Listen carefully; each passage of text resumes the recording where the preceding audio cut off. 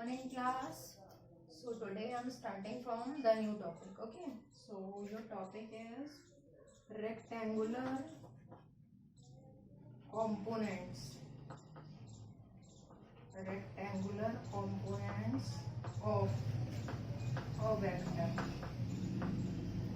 So here we have to study what are the rectangular components of a vector. So before this topic you have studied about the vector laws of addition. Vectors को add करने के क्या method है, vector को resolve कैसे करते हैं, दो कंपोनेंट्स में डिवाइड कैसे करते हैं और उनके एप्लीकेशंस क्या हैं.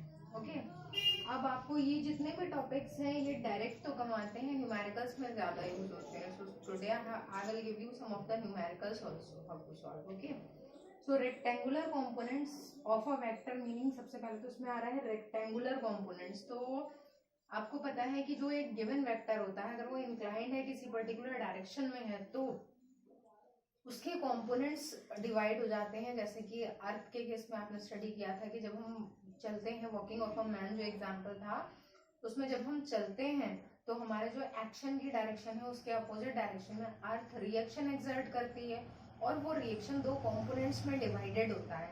तो जब भी कोई भी वेक्टर या कोई भी क्वांटिटी इस डायरेक्शन में है या फिर इस डायरेक्शन में है तो इसका मतलब वहां दो डायरेक्शंस का कॉम्बिनेशन है. क्योंकि अगर इस डायरेक्शन को आप स्टडी करें तो आपको पता है कि ये एक्स एक्सिस होती है और ये होती है वाई एक्सिस. तो अगर कोई बॉडी इस डायरेक्शन में जा रही है तो it means it is moving in the combination of two directions. तो अगर हम डिवाइड करके बताएं कि वो इस डायरेक्शन में कितना चली और इस डायरेक्शन में कितना चली, सेपरेटली अलग अलग दोनों डायरेक्शंस में उसने कितना मोशन किया, तब उसके लिए हम क्या करेंगे, उसके लिए हमें जो है वो कंपोनेंट्स में डिवाइड करना पड़ेगा. तो एक्स एक्सिस के अलोंग जो कंपोनेंट लेते हैं वो अलग होता है, जो वाई एक्सिस के अलोंग कंपोनेंट लेते हैं दैट इज डिफरेंट. और अगर ऐसा कोई मोशन है जो 3D है तो उसमें जेड एक्सिस के अलोंग भी एक कंपोनेंट आएगा. तो कंपोनेंट्स का मतलब, component means a single part that is in a particular direction. कोई भी बॉडी अगर बहुत सारी डायरेक्शन का कॉम्बिनेशन जो है उसमें मोशन कर रही है तो हम सेपरेटली अलग अलग डायरेक्शन में जो उसका मोशन फाइंड करेंगे तो those are the components of the given vector quantity. तो यहाँ पर हमें रेक्टेंगुलर कंपोनेंट्स वर्ड दे रखा है. तो रेक्टेंगुलर इसलिए कहते हैं क्योंकि हम देख रहे हैं कि अगर मोशन इस तरीके का है, motion in a 2 dimensional plane है, तो वहाँ एक्स एक्सिस और वाई एक्सिस दोनों का कॉम्बिनेशन है. तो इस तरह का स्ट्रक्चर जो बनेगा अगर हम इसको ज्वाइन करें और हम ये बताएं कि बॉडी जो है वो बेस से यानी कि हॉरिजॉन्टल डायरेक्शन से थीटा एंगल पर इंक्लाइंड है, तो जो शेप बन रहा है that is in the shape of rectangle. तो इसलिए इसको रेक्टेंगुलर कंपोनेंट्स बोलते हैं. जो रेक्टेंगल में आ रहे हैं वो कंपोनेंट्स कहलाते हैं रेक्टेंगुलर कंपोनेंट्स. ओके, तो अब रेक्टेंगुलर कंपोनेंट्स होते क्या हैं. तो अगेन आई एम सेइंग कि ये टॉपिक डायरेक्ट नहीं आता है, आपसे ये नहीं पूछा जाएगा ये रेक्टेंगुलर कंपोनेंट्स को डिफाइन करिए या फिर डायग्राम बना के शो करिए, इसके न्यूमेरिकल्स आते हैं. तो सबसे पहले if I am going to make the diagram for 2 dimensional plane, अगर ऐसा कोई प्लेन है जिसकी 2 डायरेक्शंस हैं, सो सपोज दैट इस तरह का हमने डायग्राम बनाया, इसमें ये एक्स एक्सिस है और ये वाई एक्सिस है. ओके, और जो गिवन वेक्टर क्वांटिटी है वो किस डायरेक्शन में है, वो इस डायरेक्शन में दे रखी है. ये है गिवन वेक्टर क्वांटिटी ए. तो इसका मतलब है 2 डायमेंशनल प्लेन में है. तो अगर अब हम ये फाइंड करें कि इसका कितना अमाउंट एक्स डायरेक्शन में है, कितना वाई डायरेक्शन में है, लेकिन दो चीजें हमें फाइंड करनी पड़ेंगी because it is a vector. तो डायरेक्शन और मैग्नीट्यूड दोनों. तो कितना मैग्नीट्यूड इसका एक्स एक्सिस में है, कितना मैग्नीट्यूड इसका वाई एक्सिस में है, जिसकी वजह से टोटल जो है ये इतने इस एंगल पर है, थीटा एंगल पर है एक्स एक्सिस के साथ में. क्लियर? तो आई होप कि आपको समझ में आ गया होगा कि अगर दोनों को मिलाकर एक पर्टिकुलर डायरेक्शन में बॉडी जा रही है इंक्लाइंड है एक्स एक्सिस से, तो इसका मतलब दोनों का कॉम्बिनेशन है. तो कितना कितना कॉम्बिनेशन है ये हमें फाइंड करना है. तो वेक्टर ए का मतलब एक तो इसके पास होगा मैग्नीट्यूड यानी कि ए, और दूसरा इसके पास होगी डायरेक्शन. ठीक है, तो दोनों के कॉम्बिनेशन को लिखा जाता है वेक्टर ए.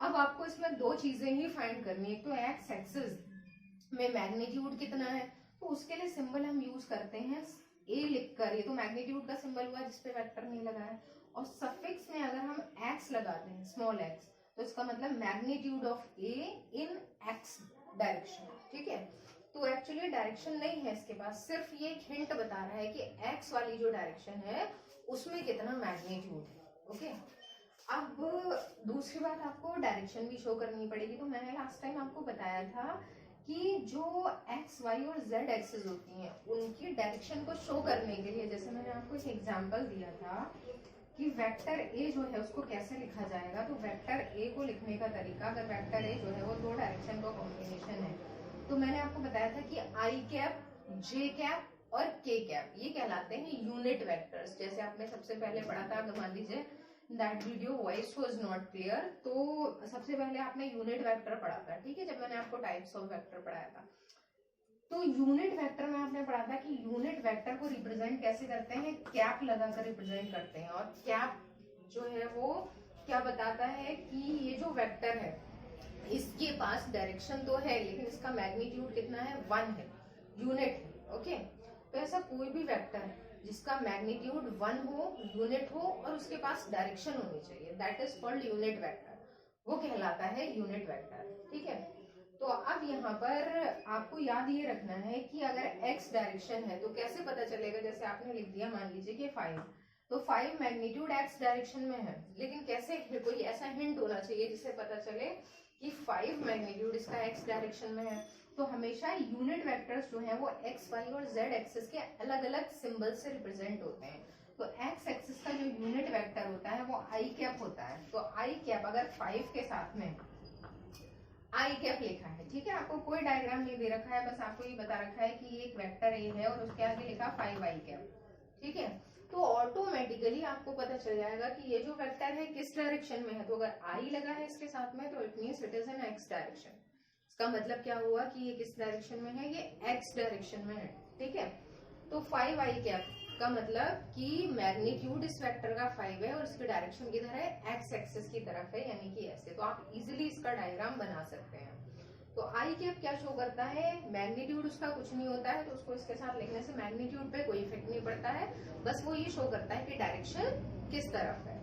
इसी तरह से अगर जे कैप लिख देते हैं तो J cap will show the direction of Y axis. तो मान लीजिए अगर अब वेक्टर को ऐसे लिखा है 6 जे कैप, ठीक है, तो दो का कॉम्बिनेशन लिख दिया 5 आई कैप प्लस 6 जे कैप। तो अगर ऐसे करके वेक्टर ए लिखा है तो उसका मतलब क्या होगा कि जो वेक्टर ए है, सबसे पहली बात ये 2 डायमेंशनल प्लेन में है। अब यहाँ पर सिंगल एक्सिस नहीं है, 2 एक्सिस का कॉम्बिनेशन है, तो इसका मैग्नीट्यूड दोनों में कितना कितना है।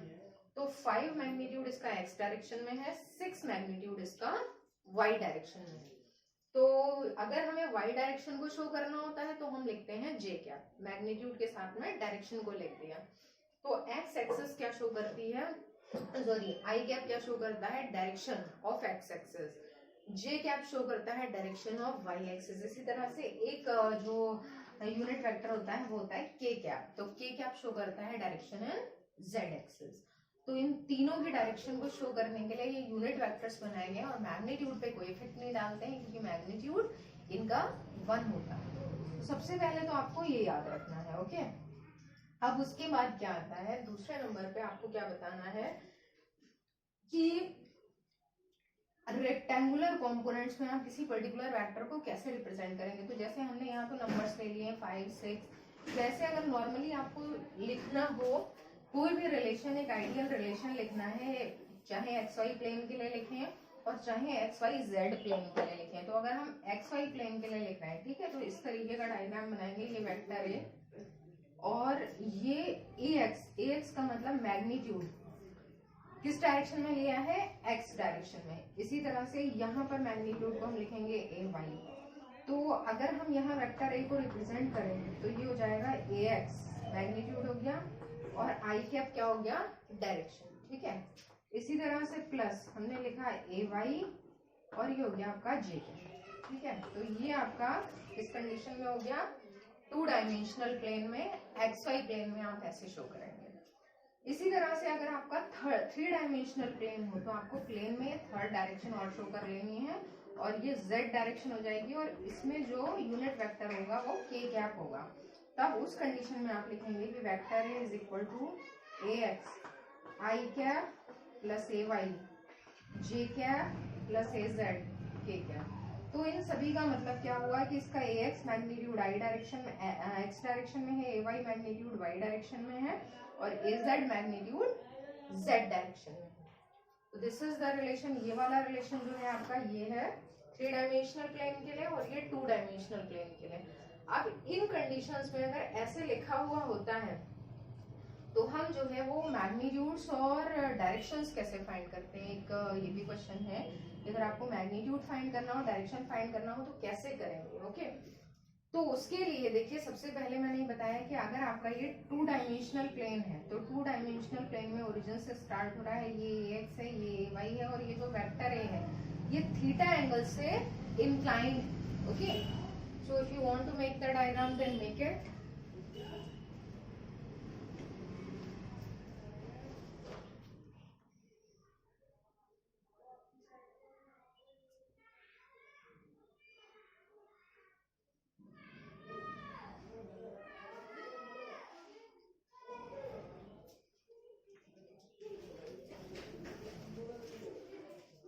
अब हमें यहाँ पर कंसीडर कर लेना है कि this is one of the right angle triangle. तो अगर हम यहाँ से फाइंड करते हैं, क्या फाइंड करेंगे हम? ए, यहाँ पर सबसे पहले हमने साइन थीटा का फॉर्मूला लगाया तो हमने लिखा साइन थीटा। तो sine theta is equal to क्या हो जाएगा? Perpendicular upon hypotenuse. तो ये तो आपका बेस ए एक्स है और परपेंडिकुलर कितना है? A Y. उसको हम यहाँ पे लिख सकते हैं। तो perpendicular A Y upon hypotenuse जो है वो क्या होगी? ए, क्योंकि हम सब कुछ मैग्नीट्यूड फॉर्म में ही लिख रहे हैं ना। तो हाइपोटेन्यूज आपकी जो वेक्टर ए है उसको हमने मैग्नीट्यूड में ए लिख दिया। तो यहाँ से अगर हम ए वाई फाइंड करें तो हो जाएगा ए साइन थीटा। ठीक है, इसी में अगर हम cos थीटा का रिलेशन अप्लाई करते हैं तो cos theta base upon hypotenuse, तो ये हो जाएगा ए एक्स अपॉन ए। यहाँ से अगर हमने ए एक्स फाइंड किया तो ए cos थीटा। ठीक है, दो रिलेशन आए, ए वाई ए साइन थीटा, दूसरा ए एक्स ए cos थीटा। तो अगर हम इन दोनों रिलेशंस को ए वाई और ए एक्स को हम स्क्वायर करके ऐड करते हैं तो हमारे पास आएगा A X square plus A Y square is equal to, जब हम राइट साइड में आते हैं तो A square sine square theta plus A square cos square theta. A square common ले लिया तो sine square theta plus cos square theta. ये आइडेंटिटी है तो sine square theta plus cos square theta जो है वो क्या होता है? 1। तो A X square plus A Y square is equal to A square, या फिर अगर हम ए फाइंड करेंगे तो under root A X square plus A Y square.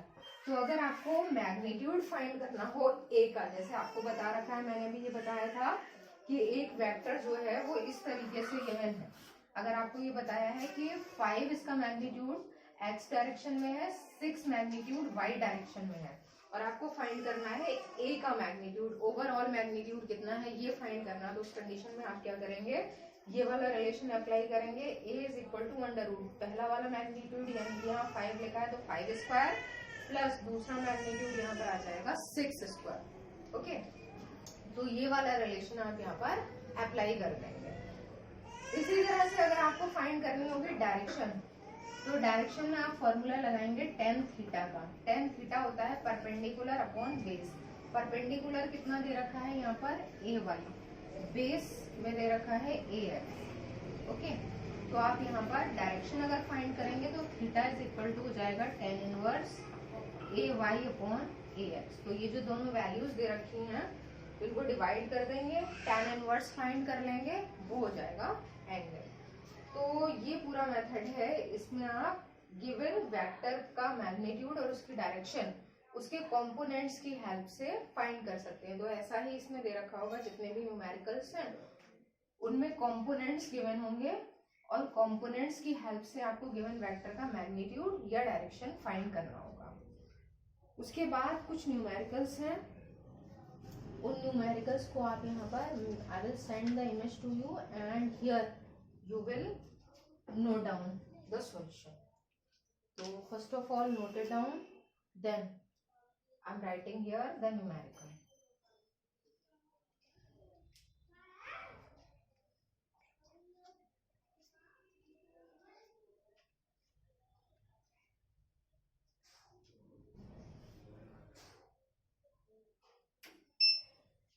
here the first numerical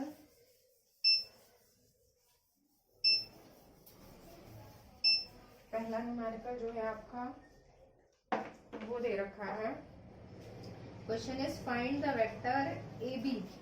एक वेक्टर ए बी वेक्टर आपको find करना है और गिवन है it's magnitude if it has initial point. तो उसका इनिशियल पॉइंट ऐसे करके लिखा है ए ब्रैकेट में 1, 2, -1 और जो फाइनल पॉइंट है उसका वो दे रखा है ब्रैकेट में 3, 2, 2, 3, 2, 2।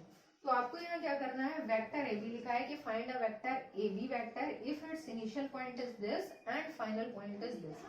अब इस केस में आपको क्या करना होता है, यहाँ case is just like the case of displacement vector कि इनिशियल पॉइंट पता है, फाइनल पॉइंट पता है, और अगर ए बी वेक्टर लिखा है तो इसका मतलब कि जो फाइनल पॉइंट है उसमें से इनिशियल पॉइंट को माइनस किया जाएगा। तो हम इसको सबसे पहले तो ये मैग्नीट्यूड्स में लिखा है, इसमें डायरेक्शन जो है वो मिसिंग है। तो अभी मैंने आपको बताया कि डायरेक्शंस क्या क्या होती हैं, क्योंकि 3 नंबर है तो ऑब्वियसली 3 डायमेंशनल प्लेन हुआ। तो हमें करना ये है कि इनमें डायरेक्शन ऐड करके लिखना है, इसमें आई जे के लगानी है। तो देखिए कैसे चेंज करते हैं। तो लेट सबसे पहले हमने लिखा है इनिशियल पॉइंट। तो ये इनिशियल पॉइंट को हमने वेक्टर फॉर्म में लिख दिया और ओ इसमें लगा दिया है, इसलिए कि इनिशियल पॉइंट जो है वो हमेशा हम मानेंगे कि ओरिजिन से स्टार्ट हो रहा है। जैसे पोजीशन वेक्टर होते हैं ना, तो किसी बॉडी की पर्टिकुलर पोजीशन जो दे रखी है इनिशियल, उसको सिंगल जो है वो ए वेक्टर या बी वेक्टर ऐसे नहीं शो करेंगे, क्योंकि जो यहाँ दे रखा है वहां भी 2 लेटर्स लिखे हैं, तो इसको भी आप 2 लेटर्स से ही रिप्रेजेंट करेंगे। ये इसका मेथड है। अगर किसी में भी इनिशियल पॉइंट लिखा हो तो ओ ए वेक्टर लिख दिया करिए। अब वेक्टर फॉर्म में लिखेंगे तो 1 पहले नंबर के साथ में आपको क्या लिखना है, आई कैप। तो 1 इंटू आई कैप का मतलब सीधा आई कैप हुआ, क्योंकि वेक्टर से मल्टीप्लाई करते हैं कांस्टेंट को, अगर वो 1 हो तो कोई रोल नहीं होता उसका। अब यहाँ पे प्लस का साइन ही लगेगा बीच में, क्योंकि ये प्लस का नंबर है। 2 के साथ में क्या आएगा, जे कैप। यहाँ माइनस का साइन है तो माइनस के कैप। तो ये बहुत इंपॉर्टेंट है मैथड कि कैसे सॉल्व करना है अगर हमें बिना डायरेक्शंस के दे रखा है। तो आपने डायरेक्शन इसमें ऑलरेडी ऐड कर ली, जो भी साइन थे उन साइंस के साथ में लिख लिया, इसलिए क्योंकि पता है आपको इन्हीं का कॉम्बिनेशन है, तो ऑब्वियसली आपको प्लस या माइनस करके ही लिखना है, कॉमा हटाकर। फिर फाइनल पॉइंट को आपने लिखा ओ बी वेक्टर। तो इसको भी वेक्टर फॉर्म में कन्वर्ट करना है, ये हो जाएगा 3i cap plus 2j cap plus 2k cap. तो जैसे भी दे रखा था उसमें हमने आई जे के को लिख लिया। अब हमें क्या फाइंड करना है, ए बी वैक्टर। तो ए बी वैक्टर का मतलब हुआ फाइनल पॉइंट यानी कि O B vector minus initial point यानी कि ओ ए वैक्टर। अब हमने क्या किया, वैल्यूज पुट की। तो हमने लिखा ओ बी वैक्टर की वैल्यू को 3i plus 2j plus 2k, और इसमें से माइनस कर देंगे ओ ए की वैल्यू, वो कितनी है, i प्लस 2j माइनस के। ठीक है। अब हमें सॉल्व कैसे करना है, तो सॉल्व हम वैसे ही करेंगे जैसे हम करते हैं। जैसे 3i है तो 3i से हम i को माइनस करेंगे। तो जैसे आप 3i माइनस आई करेंगे तो i will be common, 3 minus 1 बचेगा यानी कि 2। तो इसका आंसर क्या होगा, 2i कैप। तो वेक्टर को सब्ट्रैक्ट इस तरीके से करते हैं। तो क्योंकि ये यूनिट वेक्टर है, मैग्नीट्यूड को इफेक्ट नहीं करेगा, तो ये कॉमन आ जाएगा। जो नंबर्स हैं वो नॉर्मली जैसे माइनस होते हैं वैसे ही हो जाएंगे। तो 3i में से i कैप आप माइनस करेंगे तो क्या बचेगा, 2i कैप। इसी तरह से प्लस का 2 है और माइनस का 2j है, माइनस भी मल्टीप्लाई साथ में करते जाएंगे। तो प्लस 2j और माइनस 2j दोनों क्या हो जाएंगे, कैंसिल। अब प्लस का 2k है और ये माइनस प्लस हो जाएगा, तो प्लस का k और प्लस का 2k कितना बचेगा, प्लस का 3k कैप। तो ये आपका आंसर जो है ए बी वेक्टर का आया है। ठीक है। तो यहाँ क्वेश्चन में बस इतना ही दे रखा था कि find the vector A B, और एक चीज और दे रखी है, एक तो आपको वेक्टर ए बी फाइंड करना था, ये मैंने फाइंड कर दिया है। दूसरा आपको इसका मैग्नीट्यूड भी फाइंड करना है। ओके। तो मैग्नीट्यूड का मतलब रिप्रेजेंट कैसे करेंगे, रिप्रेजेंट तो सिर्फ आप ए बी लिख देंगे, इट मीन्स मैग्नीट्यूड है। तो अभी मैंने आपको एक मेथड बताया था कि मैग्नीट्यूड फाइंड करने का तरीका ये होता है, अंडर रूट लगा देते हैं और जो भी 2 डिफरेंट मैग्नीट्यूड्स हैं कैप वाली डायरेक्शन में, उनको स्क्वायर रूट करके और फिर स्क्वायर करके ऐड कर देना है। तो यहाँ पर देखिए कैसे लिखा जाएगा, अंडर रूट लगाया, पहला नंबर ये है तो 2 स्क्वायर प्लस दूसरा नंबर है 3 स्क्वायर, तो यहाँ पर प्लस और माइनस मैटर भी नहीं करते हैं, क्योंकि जब आप स्क्वायर करेंगे चाहे ये माइनस का 3 होता तब भी स्क्वायर करके प्लस हो जाएगा। तो अब आप इसको सॉल्व करेंगे तो अंडर रूट यह हो गया आपका 4 प्लस 9, ठीक है। तो अंडर रूट 13, मैग्नीट्यूड आ रहा है अंडर रूट 13 और जो वेक्टर आ रहा है वो इतना आ रहा है, ठीक है। तो note down the solution.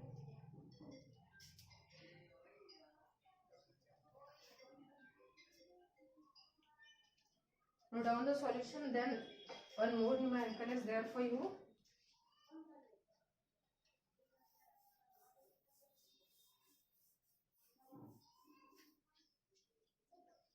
Okay, so what is there in the next question?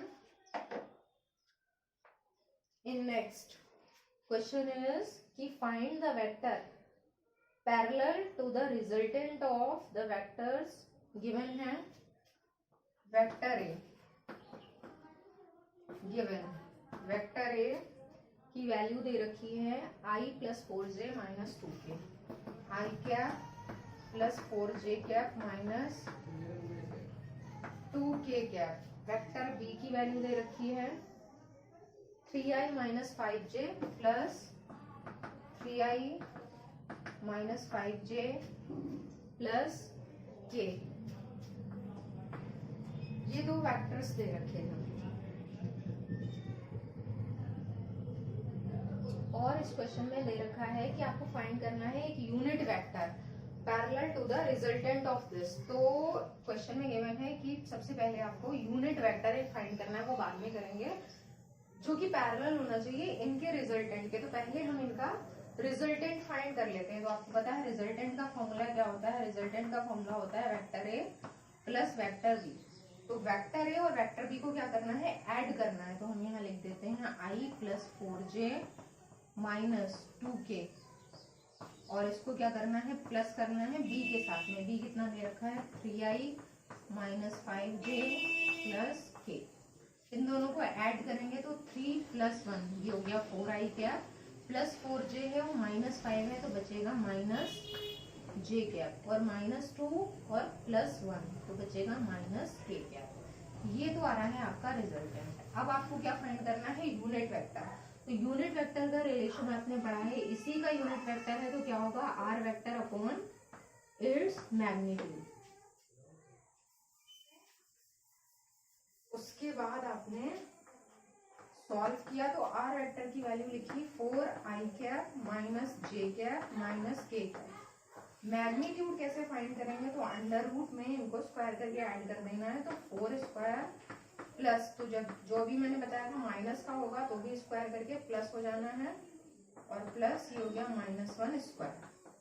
तो 4i cap minus j cap minus k cap upon under root 16 plus 1 plus 1 तो अंडर रूट 17 आ रहा है 4i minus j minus k upon under root 17। तो ये आपका इसका answer है। तो ये दोनों आपको जो क्वेश्चंस हैं वो सेंड कर दिए जाएंगे और आपको सॉल्यूशन नोट करना है, ठीक है। तो नोट डाउन द सॉल्यूशन। और आज का आपका वर्क यहीं तक है। नेक्स्ट टर्न से we will start some more numericals. Okay, thank you.